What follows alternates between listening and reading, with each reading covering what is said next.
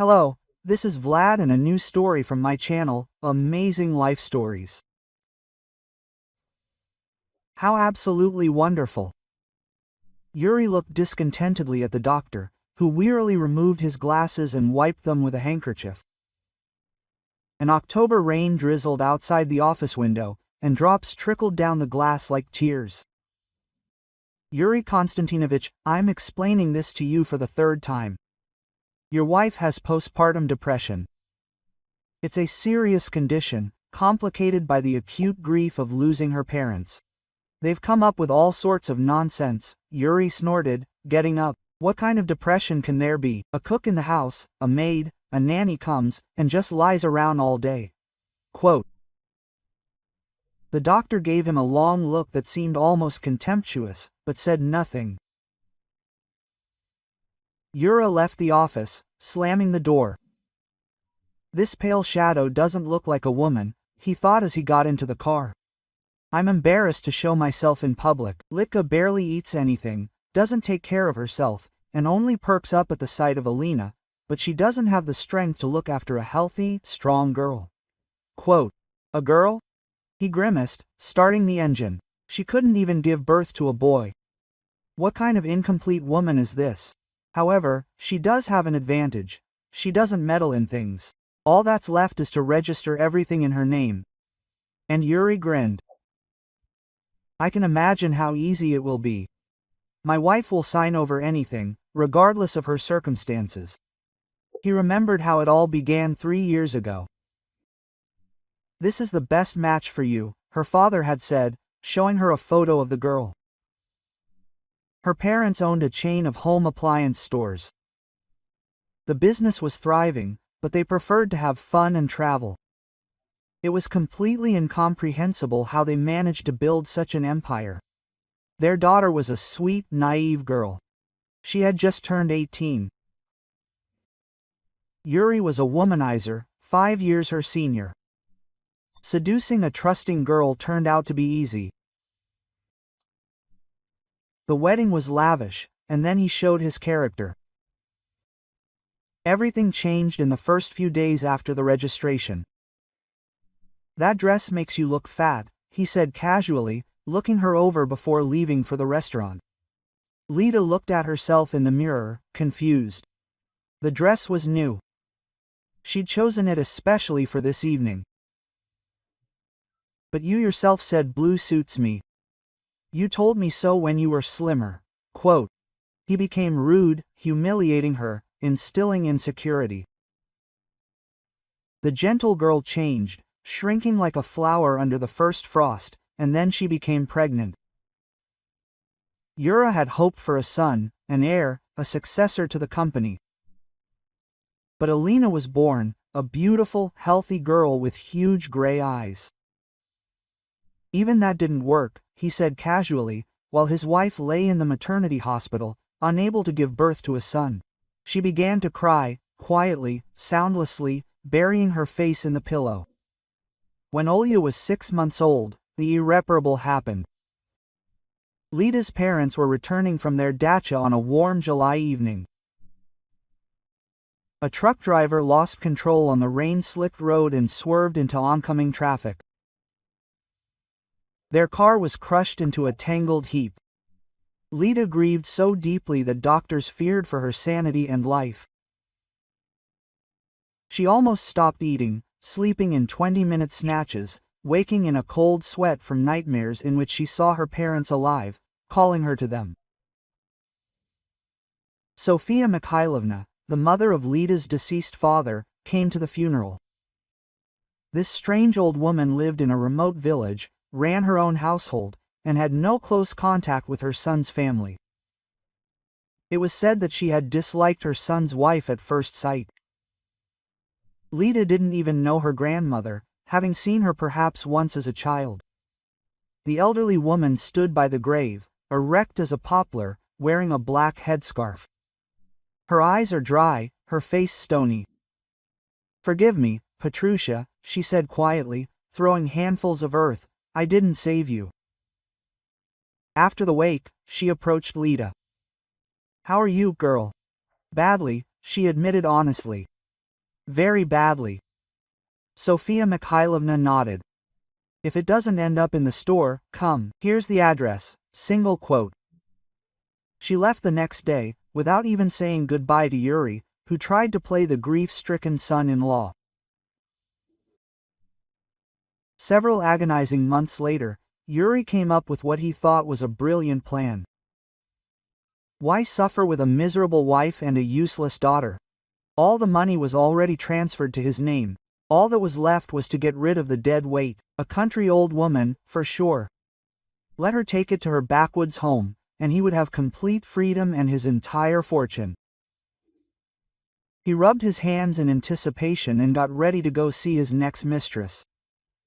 She was waiting for him in the new apartment he'd rented with company money. The lady was having another nightmare. She was walking in the forest with her parents. The sun was breaking through the leaves. Her mother was laughing, and her father was carrying a basket of mushrooms. Then they disappeared, and she was left alone with her daughter in her arms. The trees around her turned black, the sky darkened, and she couldn't move, as if her feet were rooted to the ground. Lida woke up with a scream stuck in her throat. The sheets were soaked with sweat. Her heart was pounding so hard it felt like it would jump out of her chest. But Nebul's life was even more terrifying. Completely alone with her daughter. Her tyrant husband spent the night in unknown places more and more often, and she didn't have the strength to change anything, or even think about it. She understood perfectly well that she had fallen into a trap, and the trap had slammed shut long ago. He had made her fall in love with him for big money. Cold calculation under the guise of passionate ardor. He had a ton of women, and he didn't try to hide it. Sometimes she'd hear flirtatious female voices on his phone and smell someone else's cloying perfume on his shirts. She'd also find long blonde hairs on the collars of his jackets. Yura became even more embittered and disappointed when a daughter was born instead of the longed-for son and heir, and he looked at the helpless Alina with a kind of cold disdain. As if it were her own fault that she wasn't a boy. After the sudden, tragic death of her parents, the snail had no strength left to do anything. Alina was her only timid joy. When her plump daughter smiled and reached out trustingly to her, a timid warmth spread through her chest. She wanted to live at least one more day.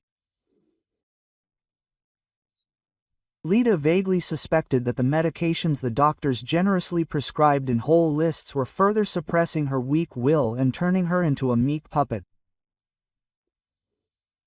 She absolutely lacked the strength to refuse the pills. She swallowed them mechanically, washing them down with water and falling into a viscous oblivion.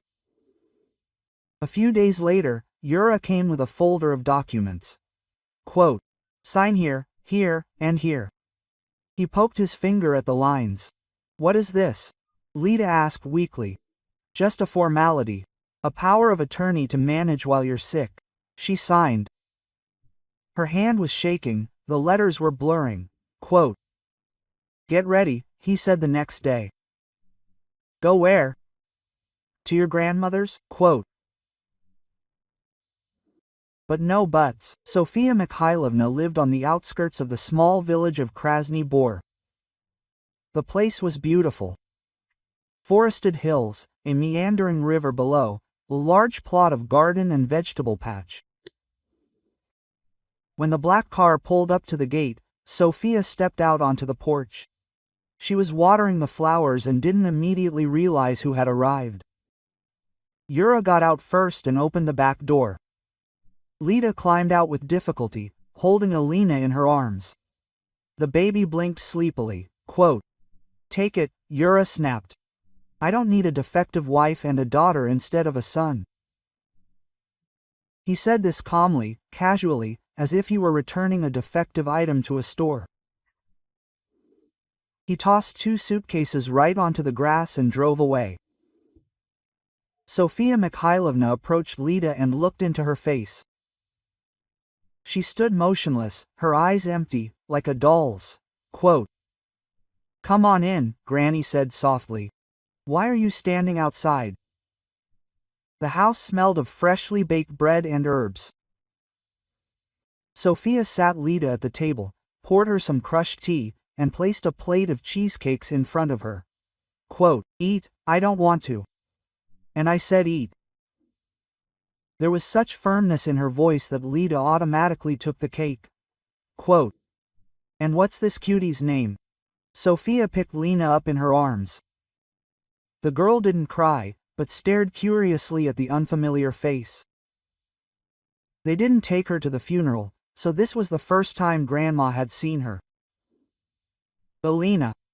Alina, then, is a good name. She brought a box of old toys. Alina immediately took an interest in the wooden horse. "Now you, Sofia, turn to the lady. Show me what the doctors prescribed." She silently handed over a piece of paper with the prescriptions. Sofia ran her eyes over the list, and her face darkened. "Yes, these are such doses, they could knock down an elephant. Okay, we're canceling everything. But doctors are doctors, and you need to use your own head. You better tell me honestly, do you want to live or what?" The question caught her off guard. "I don't know." "Well, at least for her sake." Sofia nodded at Alina. "For her sake, yes." "Well, that's good. Then we'll have to treat her differently." The first few days, Lida slept almost all the time. Sofia didn't disturb her, only bringing food and taking it away under her nose if the woman didn't touch her plate. And then, when her body began to free itself from the medication, she would wake up in a cold sweat, shaking, crying. Her grandmother sat next to her, holding her hand and stroking her hair. "Be patient, darling, it will be over soon." A few weeks later, it seemed to get better. Lida went out onto the porch for the first time and saw Alina playing in the grass with a large ginger cat. Quote, "That's Timofey," Sofia explained. "He doesn't catch mice, he's philosophical, good with children." Over several months, Lida gradually thawed. She needed love and care. Simple things she had forgotten. They took long walks in the forest, went to the river, and talked for long hours in the evenings after their daughter fell asleep. Quote, "Why haven't you talked to my parents?" Lida asked one day. Sofia was silent for a long time, looking out the window, where dusk was gathering outside. "I was angry at my son, who wasn't interested in business, at your mother, who seemed too frivolous to me. All those trips, all those fun things. It seemed to me they were squandering my life's work, but I didn't bother them. Now I regret it. It's about your life. Your parents didn't build a business, I did, from scratch. First, one shop on the outskirts, I worked like a horse, then a second, opened a third. Then I built a chain." Lida listened without interrupting. Then, at one point, she decided, "That's it, I'm tired, I don't want to, I'm fed up. I want peace and quiet and closer to nature." She and her wife signed everything into a 5-year contract and left. It turned out they were doing well. In their own way, of course, but they were doing well. "Yura," Lida hesitated. "He deceived me, took everything. I signed the papers without even reading them." "I know, but I won't let that scoundrel take away my business." The next morning, Sofia took out her laptop and spent the entire day doing something. Typing, calling, frowning, thinking, getting angry. Lida watched her appearance change. The gentle village grandmother was turning into a tough, businesslike businesswoman. "Sofia Mikhailovna, what are you doing?" "I'm returning what's rightfully yours." "Well, how is that?" "I signed it. Under pressure, in a state of insanity. That's one. 2. There are witnesses that your husband falsified some of the documents." And 3, I know important people. And 4, I'm still listed as the founder of the company. So that's enough to pull the documents. Sophia worked like a mad woman, calling lawyers, financiers, some acquaintances from a past life. In the evenings, she fell asleep right at the table, before she even made it to bed. Early in the morning, when Lida was feeding her daughter porridge, Sophia ran into the kitchen. Did it work? Everything worked. What? The company was returned, and all of Yuri's accounts were wiped clean. He was shocked and didn't even immediately understand what had happened. His accounts were frozen, access to the company's management was blocked. An email arrived informing him that he had been suspended as CEO. Quote, "What nonsense!" He yelled into the phone at his lawyer. How could this have happened? The lawyer mumbled something unintelligible about a court decision, falsified documents, and witness testimony. A week later, he was arrested. It turned out that, while reclaiming the company, Sophia had also uncovered the financial fraud Yuri had been involved in for the past couple of years. Tax evasion, money laundering, the list of charges was impressive. Lida and her daughter returned home. Sophia coached her to get up to speed. She patiently explained everything, showed her reports, and introduced her to key employees. Lida learned quickly and voraciously, as if making up for lost time. Quote, "Are you capable?" Grandma said one day. "You've got a knack for it, you just must have been sleeping for too long." They often visited Grandma in the village. Alina loved these trips, running around the village, chasing chickens, helping water the garden beds, and it seemed impossible to drag her out of the river. Sophia also came to the city sometimes, but not for long. Quote, "No, I like village life better," she said. "The air is different there, and the people are simpler." 5 years passed. Lida stood by the window of her office and looked out over the city. The company was thriving. They opened 5 new stores, entered the large appliance market, and signed contracts with European suppliers. Alina started first grade. A smart, inquisitive girl with huge gray eyes. Well, just like Sophia. Lida learned to live again, learned to trust herself, make decisions, stand up for her opinions, and learn to enjoy the little things. Her daughter's smile, the first snow, her grandmother's warm words. Quote, "You're doing great," Sophia said one day. "I'm proud of you." "Thank you, Grandma, for everything." "You're welcome, you did it yourself." "I just gave you a little push." Lida hugged her. This stern old woman, who had seemed a stranger, turned out to be closer to her than her own mother ever had been. And in the evening, when Lena was already asleep, Lida sat on the balcony and looked at the stars. She realized that life goes on. She went on a second date, but that's a completely different story.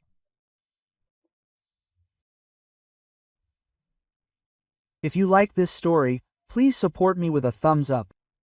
It's just one click for you, but it means a lot to me. All the best.